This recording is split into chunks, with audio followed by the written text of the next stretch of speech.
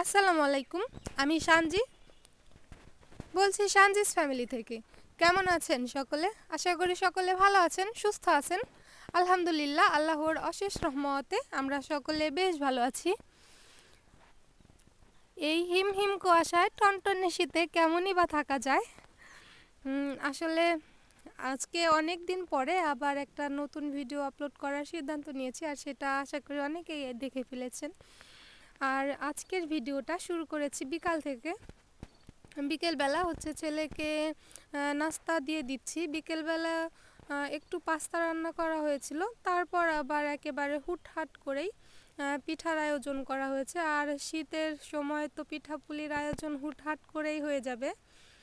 আসলে সেভাবেই পিঠার আয়োজন করা হয়েছিল। মাগরিবের নামাজ পড়ছি আর হচ্ছে পিঠাগুলো রাইস কুকারে দিচ্ছি, আবার নামাজ পড়ার শেষে পিঠাগুলো উঠিয়ে নিচ্ছি। এভাবেই হচ্ছে আজকের কাজগুলো করা হয়েছে। পিঠাটা বানানোর সিদ্ধান্ত যেহেতু আগে নেওয়া হয়নি, সেই কারণে হচ্ছে কাজগুলো অত বেশি গুছিয়ে বা পরিপাটি করে করা হচ্ছে না, খুব একটু তাড়াহুড়ার মধ্যেই করা হচ্ছে। আর এখানে হচ্ছে আলাদা প্লেটে নিয়ে নিলাম, এগুলো একটু ঠান্ডা হলে তারপর বাচ্চাদের দিয়ে দিব খাওয়ার জন্য। মাগরিবের আজানের আগে হচ্ছে পিঠাগুলো বানানো হয়েছিল, আর এখন হচ্ছে একটু একটু করে ভাপ দিয়ে নিব। এই পিঠাটা খেতে খুব একটা ভালো লাগে না, তবে কেন যেন আবার হঠাৎ করে বানানো হলো। এরপর হচ্ছে সকালবেলা ঘুম থেকে উঠে, একটু দেরিতেই ঘুম থেকে ওঠা হয়, কারণ হচ্ছে যেহেতু শীতের সকাল আর হচ্ছে কুয়াশা থাকে অনেক বেশি, তাই একটু দেরিতে ঘুম থেকে ওঠা হয়। আর হচ্ছে গাছে থেকে সবজি নিতে এসেছি। গাছে থেকে সবজি নিয়ে সেই সবজি দিয়ে তরকারি রান্না করলে তার স্বাদটা একটু বেশিই হবে। আর এমনই সবজি হয়েছে যে একটা ছিম গাছে একটাই ছিম হয়েছে, আর এটার স্বাদ মনে হয় আরও একটু বেশি হবে। তাই এখন আবার অন্য গাছে চলে যাচ্ছি, দেখি এখানে আবার কয়টা পাওয়া যায়। এখানে বেশ কয়েকটা ছিল, তবে ছোট ছোট আরও আছে, ফুল আছে আলহামদুলিল্লাহ। হয়তো বা পরবর্তীতে আরও আসবে ছিম, তবে অল্প হোক, নিজের গাছের তো, তাই একটু আনন্দ লাগে গাছ থেকে ছিঁড়ে নিতে। আর এই ছিমগুলো খেতে বেশ ভালোই লাগে।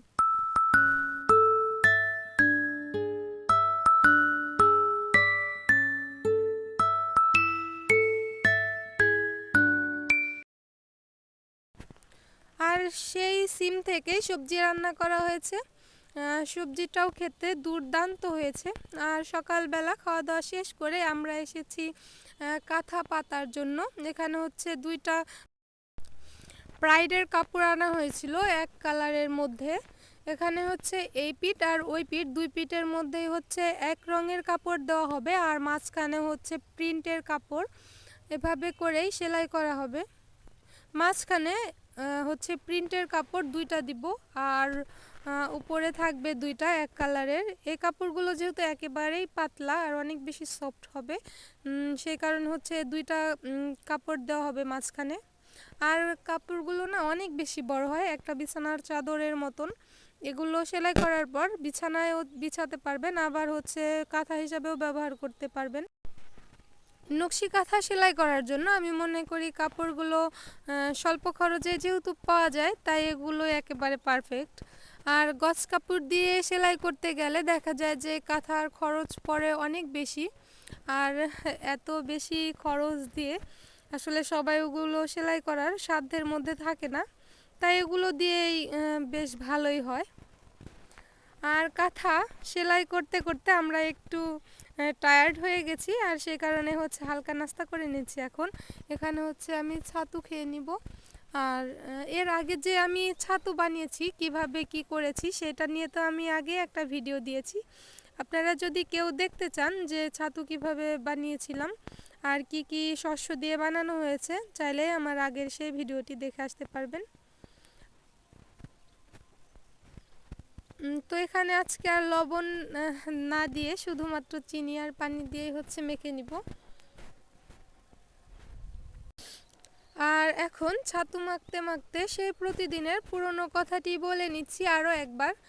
আমার এলোমেলো আর অগোছালো এই ভিডিওগুলো দেখতে আপনাদের কোথাও কোনো অংশে যদি একটু ভালো লেগে যায়, তাহলে প্লিজ আমার ভিডিওতে একটা লাইক দেওয়ার অনুরোধ রইল। আর যদি খুব বেশি ভালো লেগে যায় তাহলে প্লিজ আমার চ্যানেলটি সাবস্ক্রাইব করে আমার পাশেই থেকে যাবেন। আপনি যদি অলরেডি এই কাজগুলো করে থাকেন তাহলে আপনাকে জানাচ্ছি অসংখ্য ধন্যবাদ। আর এই ছোট্ট ভিডিওর কোন অংশটি আপনার কাছে বেশি ভালো লেগেছে চাইলে কমেন্ট করে জানিয়ে দিতে পারেন। আর আপনাদের কমেন্ট দেখতে, পড়তে এবং রিপ্লাই দিতে আমার কাছে কিন্তু ভীষণ ভালো লাগে। আর এখন হচ্ছে কাঁথার সাইড দিয়ে মুড়া মারা শেষ এবং কাঁথার মাঝখানেও হচ্ছে জাবিন দিয়ে দিয়েছি। ওই যে দেখতেই পাচ্ছেন খুব বড় বড় করে হচ্ছে সেলাই করা। এভাবে অনেকগুলো সেলাই করলে দেখা যায় যে কাঁথা যে কোনোভাবে সেলাই করতে পারেন, খুব বেশি একটা ঘোষ পড়ে না কাঁথার মধ্যে।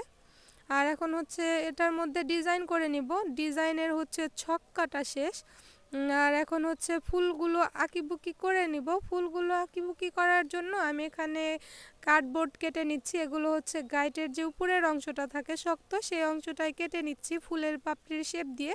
আর এটা হচ্ছে কাঁথার উপরে রেখে তারপর হচ্ছে কাঁথাটা এঁকে নিব। এভাবে হচ্ছে সবগুলো পাপড়ি একেবারে এক সমান হবে। আমরা যেহেতু প্রফেশনালি কাঁথাটা ড্রয়িং করি না, মাঝে মধ্যে যখন যেটা প্রয়োজন হয় তাই, আমাদের হাতটা এত বেশি হচ্ছে পারফেক্ট হবে না, সেই কারণে এভাবে বোর্ড কেটে নিলে হয় সবগুলো পাপড়ি একেবারে এক সমান হবে। তখন হচ্ছে সেলাই করার পর দেখতে একটু বেশিই ভালো লাগবে। আর এখন হচ্ছে কাঁথার মাঝখান থেকে আমি ডিজাইনটা শুরু করেছি। মাঝখান থেকে শুরু করব আর হচ্ছে একেবারে কর্নারে গিয়ে শেষ হয়ে যাবে। মাঝখানের অংশটা হচ্ছে একটু টাফ করাটা, আসলে যেটার ডিজাইন দেখে আমরা চেষ্টা করছি সে কারণে মাঝখান থেকে আগে শুরু করেছি। এরপর হচ্ছে সাইডেরগুলো করে নিব। আর যেই ডিজাইনটা করার চেষ্টা করছি সেটা একবার দেখিয়ে দিচ্ছি এক নজরে। এই যে ফোনে এটা হচ্ছে আমরা দেখেছি আর দেখার পরে একটু বেশি ভালো লেগেছে, তাই হচ্ছে এখন এটার মতনই করার চেষ্টা করব। দেখা যাক কত দূর কি হয়। এগুলো হচ্ছে পেন্সিল দিয়ে করতে চেয়েছিলাম, তবে দেখলাম পেন্সিল আছে কিন্তু কাটার নেই, যে পেন্সিলটা শেষ হয়ে গেলে যে আবার সেটা তুলিয়ে আবার কাজটা শুরু করব সেই ব্যবস্থা নেই, সেই কারণে হচ্ছে কলম দিয়েই করছি। এই শীতের মধ্যে আবার কি বাজারে যাবে সেই চিন্তা ভাবনা করে হচ্ছে কলম দিয়ে আঁকিবুকি করে নিচ্ছি। কলম দিয়ে করলে হচ্ছে একটা প্রবলেম, সেটা হচ্ছে এক জায়গায় দাগ পড়ে গেলে সেই দাগটা আর ওঠানো যাবে না, তবে পেন্সিল দিয়ে করলে সেটা আবার হচ্ছে রাবার দিয়ে তুলে নেওয়া যায়। এখন হচ্ছে মাঝখানের ছকটা করা শেষ, তার পরবর্তী ছকটা করে নিচ্ছি। এখানে হচ্ছে কয়েকটা কোট করা হয়েছে, 5টা 6টা কোট করা হয়েছে। সেই কোটের মধ্যে ডিজাইন করব এক এক করে, তবে খুব বেশি তাড়াহুড়া করব না। আজকে হচ্ছে যতটুকু যা করতে পারি, এর পরবর্তীতে হচ্ছে আবার সবাই মিলে একটু বাইরে যাওয়া হবে, সেই কারণে একটু তাড়াহুড়ার মধ্যেই হচ্ছে ডিজাইনগুলো করছি। আর তাড়াহুড়ার কাজ তো কোনো না কোনো ভুল হবেই, আর ভুল তো একটা হয়েই গেছে। এই যে দেখতে পাচ্ছেন যে পেন্সিল দিয়ে কোট কেটেছি, সেই কোটের মধ্যে হচ্ছে একটু ভুল হয়েছে, তবে সমস্যা হবে না, কারণ ওইটা যেহেতু পেন্সিলের দাগ উঠিয়ে নিতে পারবো। আর এরপর হচ্ছে কাঁথা কুথা রেখে আমরা চলে এসেছি, একটু বাইরে বের হয়েছি সবাই মিলে। আমাদের বাসায় আমার খালামণিরা এসেছে, আর তাই তাদের নিয়ে একটু বের হয়েছি। আসলে আমরা খুব একটা বাড়ি থেকে বের হই না বাবার বাড়িতে আসার পরে, আর আজকে যেহেতু আরও মানুষ আছে সবাই মিলে একটু ঘুরতে বের হলাম। আর বাড়ির পাশে হচ্ছে মেলা বসেছে, তাই মেলায় যাওয়া হয়েছে। আসলে এতদিন ফোনে দেখেছি যে ঘরে তৈরি কেক বিক্রি করতে এসেছে, তবে আমাদের এখানেও যে বিক্রি করবে এটা আশা করিনি। এসে দেখি মেলায় বসেছে, আর তাই সেখান থেকে খাওয়া দাওয়া করে শেষ করলাম আজকের ভিডিও।